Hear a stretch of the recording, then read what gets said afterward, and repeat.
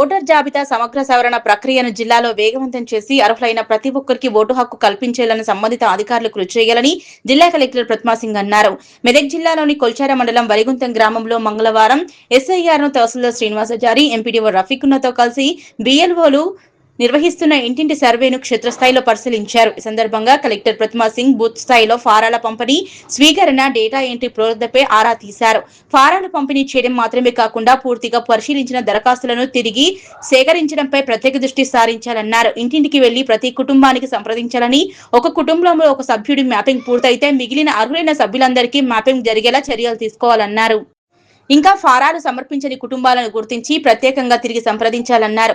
మరణించిన, ఇతర ప్రాంతాలకు మారిన ఓటర్ల వివరాలను ప్రత్యేకంగా నమోదు చేసి నిబంధనల ప్రకారం ముందుకెళ్లాలన్నారు.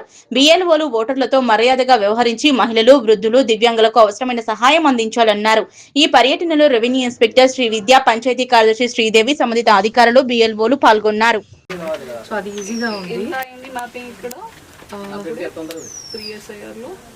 ప్రియసైర్లో ఆల్మోస్ట్ 90% అయిపోయినాయి మేడం. ఓన్లీ ఆ కోడలివి తప్ప మిగతావన్నీ ఆల్మోస్ట్ అయిపోయినాయి మేడం. ఒక కోడలివి కరెక్ట్ చేయలేదు మేడం. ఇప్పుడు మనం కరెక్ట్ చేస్తున్నాం.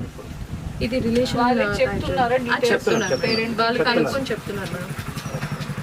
ఈ రిలేషన్ ఫాదర్, ఈయనకు మనం మ్యాప్ చేసిన relation father, date of birth అది సీరియల్ నెంబర్ 293 సార్. 1993. వెంకయ్య.